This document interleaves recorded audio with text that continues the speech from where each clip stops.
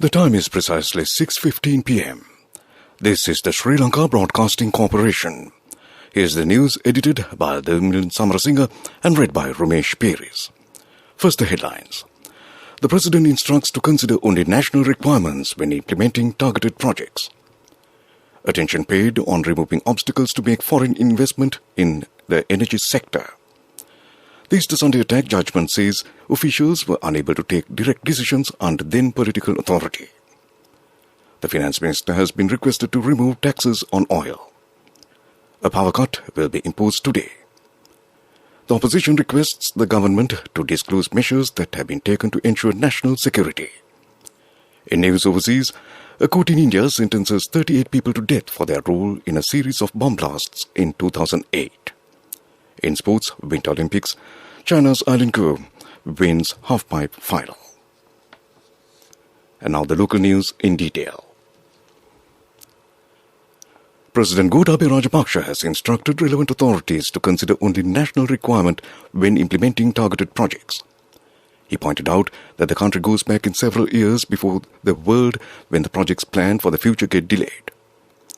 The President expressed these views while on an observation tour this morning at Sri Lanka's Sustainable Energy Authority on Anandakumaraswamy Mawatha, Colombo 7. The President looked into the possibility of using wind, solar and biomass for electricity generation. The President pointed out that laws are there to eliminate frauds and corruption, but they are not an obstacle to perform correct tasks. He said that space should not be given to certain groups to prevent them from performing correct duties. He pointed out the need to remove obstacles for foreign investment in the energy sector.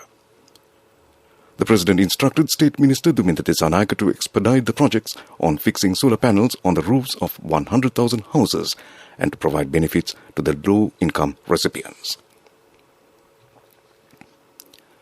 Former Defence Secretary Hemasiri Fernando and former IGP Pujit Jayasundara have been acquitted and released from the charges of Easter Sunday attacks.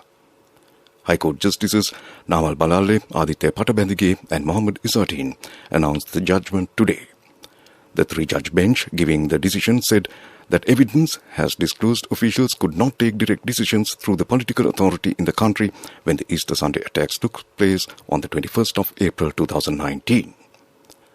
Separate cases have been filed for each of them under 855 charges for ignoring intelligence information to prevent the attacks. The two cases were heard for 4 months. Although the complainant has named 1,216 witnesses, only 6 had been called. The judge bench pointed out, although there was information from a foreign country on 4th of April 2019, intelligence units had not been able to make it an intelligence information. Intelligence units should inform higher ranks about the information. One of the main witnesses of the case, former Intelligence Director Cicero Mendes' evidence has been stopped by the complainant. The complainant has not been able to present strong evidence related to the allegations.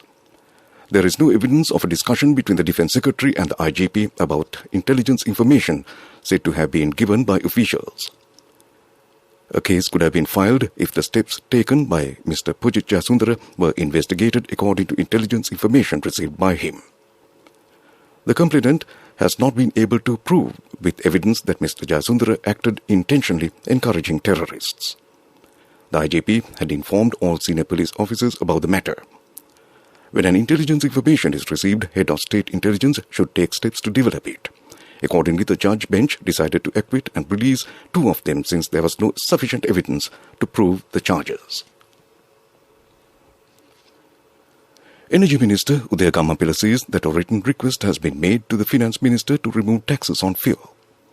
He said that the Petroleum Corporation can reduce its daily loss if taxes on fuel are removed. He said that there is a tax of 42 rupees on a 92-litre petrol, 64 rupees on a 95-litre of petrol, 17 rupees on a litre of diesel and 39 rupees on a litre of super diesel.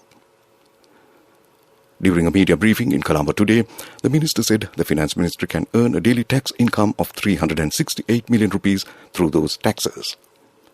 The central bank has informed in writing on the 28th that dollars cannot be issued to import oil if rupees necessary to purchase dollars are given. He pointed out that this situation could lead to a fuel shortage in future. The Public Utilities Commission has granted approval for Ceylon Electricity Board to impose power cuts today. 1 hour power cut will be imposed between 2:30 p.m. and 6:30 p.m, while a 45-minute power cut will be imposed between 6:30 p.m. and 10:30 p.m. This news broadcast comes to you from the Sri Lanka Broadcasting Corporation.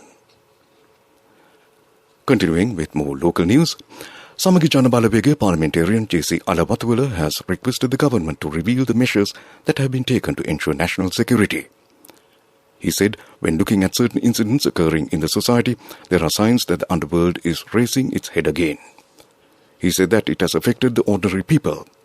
He mentioned this during a media briefing today at the opposition leader's office. The Wildlife Conservation Department says that a special program has been prepared to prevent all illegal activities inside Singaraja Forest. Forest conservator Nishantha Edirisuriya pointed out a group of foreigners was arrested recently with animal and plant parts for gene theft. He said the Forest Conservation Department has deployed officials in Neluwa, Kalabana, Pitadeniya, Suryakanda and other areas to nab persons illegally entering the forest reserve. Krishanthia Jahama, who was an English announcer of the Sri Lanka Broadcasting Corporation, has passed away. She worked as an English announcer from 1992 to 2009. She was 67 at the time of her demise. The funeral will be held tomorrow in Kadawatha. Her remains are lying at a residence at number 290 Gamini Mawatha, Iyala Karagahamuna, Kadawatha. And that concludes local news.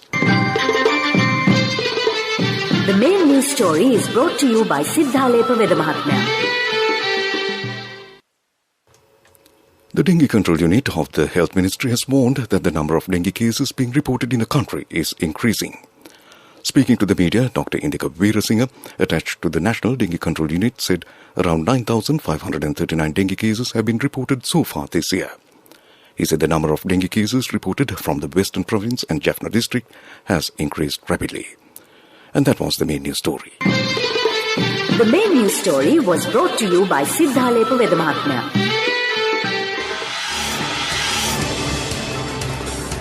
This is Watchlight.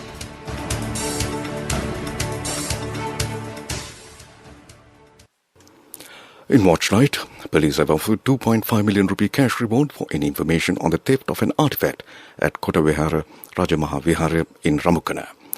Information regarding the suspects can be given over the telephone numbers 071 859 1772, 071 859 1924 and 011 242 2176. And that came to you in Watchlight. Coming up, World News.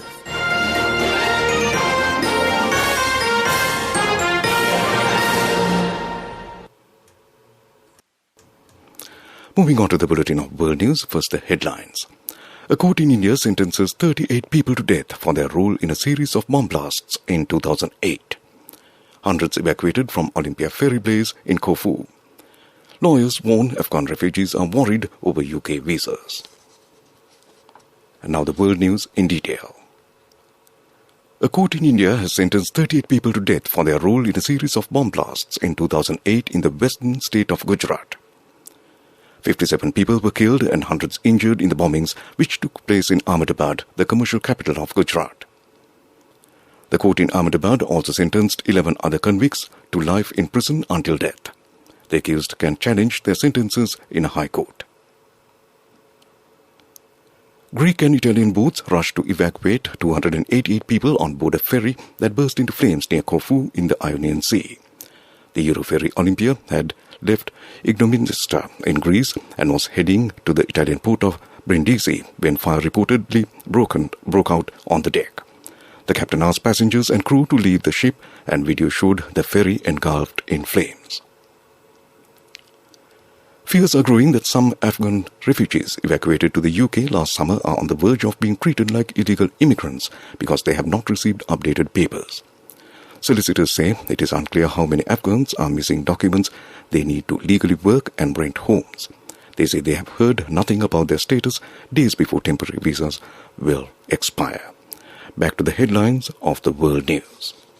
A court in India sentences 38 people to death for their role in a series of bomb blasts in 2008. Hundreds evacuated from Olympia ferry blaze off Corfu. Lawyers warn Afghan refugees are worried over UK visas. And that concludes the bulletin of World News. Development News is brought to you by Let's take all out of the coconut tree and make the island thriving and prosperous. Call our hotline 1928. WhatsApp 070 400 1928.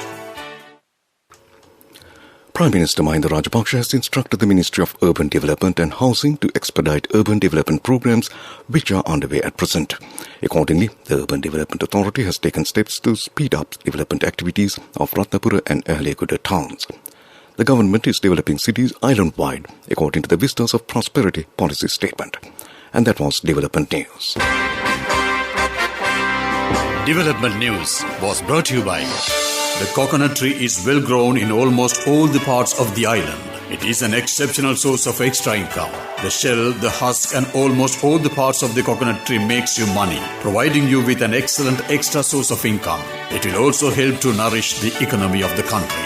You will be guided with all necessary informations regarding the coconut cultivation, with the novel cultivation techniques and all other related and upgraded informations by the Coconut Research Institute, Lunavilla. Call our hotline 1928.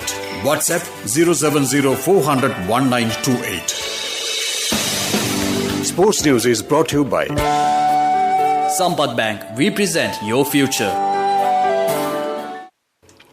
Moving on to sports first, it's cricket. The fourth T20 between Sri Lanka and Australia was played in Melbourne. Batting first, Sri Lanka scored 139 for 8 wickets in 20 overs. In reply, Australia scored 143 for 4 wickets in 18.1 overs. Accordingly, Australia won the match by 6 wickets. Meanwhile, in Winter Olympics, Zoe Atkins fell on 2 of her 3 runs in the half-pipe final as China's gold medalist Eileen Gu became the first freestyle skier to win Olympic medals in 3 different events. Team GB's Atkins, aged 19, qualified in 4th for the final but finished 9th after scoring 73.25 in her final run. China's 18-year-old Snow Princess Go won the 95.25 to add to her big air gold and slopestyle silver. Defending champion Cassie Sharp won silver and Rachel Carker in 3rd. And that ends Sports News. Cash through NSP globally and win wonderful gifts locally. From October 1st, 2021 to December 31st, 2022. Remit a minimum of $100 or an equivalent amount in any foreign currency 3 times through NSB U Trust. Business News, sponsored by National Savings Bank, the safest place for your money. Sri Lanka's Ayurveda heritage received a golden opportunity to showcase the time-tested supreme benefits of its ancient Asian form of medicine at the ongoing Dubai Expo 2020. Siddhalepa established their presence at the Opportunity Pavilion with their extensive range of authentic Ayurveda products. And that was Business News. Business News, sponsored by Cash through NSP globally and win wonderful gifts locally. Will you be the lucky winner of the NSP Golden Jubilee? 50 gold sovereigns for the top prize winner of the NSP Golden Jubilee. Scooters for the 10 second prize winners. iPhones for the 10 third prize winners. Mountain bikes for the 29 fourth prize winners. From October 1st, 2021 to December 31st, 2022. Remit a minimum of $100 or an equivalent amount in any foreign currency 3 times through NSB U Trust. A webinar hosted recently by the Sri Lanka Canada Business Council of the Ceylon Chamber of Commerce offered potential investors a unique opportunity to gain investor insights into the 2 projects. Senior executives representing the 2 projects presented unique features, strategic growth plans and early bird investment insights into an international audience during the webinar, furthering SLCBC's efforts to promote bilateral trade, investment and technology transfer between Sri Lanka and Canada. And that was business. And that was economic news. The weather report is next. The weather report. And finally, moving on to the weather report, the Met Department says several spells of showers will occur in the northern, north central, eastern and Uva provinces and in the Matale district. Showers or thunder showers will occur at a few places in the Sabaragamuwa province and in Kandy, Nuwara Gaul and Matare districts during the evening or night. Misty conditions can be expected at some places in the western Sabaragamuwa and central provinces and in the Gaul and Matare districts during the morning. And that was the weather report. And to end this news broadcast, a recap of the main news headlines. The President instructs to consider only national requirements when implementing targeted projects.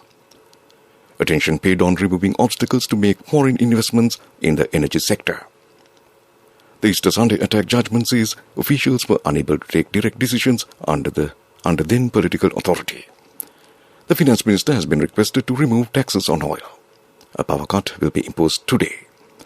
The opposition requests the government to disclose measures that have been taken to ensure national security. In news overseas, a court in India sentences 38 people to death for their role in a series of bomb blasts in 2008. In sports, Winter Olympics, China's Island Go wins half-pipe final. And with that, we conclude this news broadcast from the Sri Lanka Broadcasting Corporation.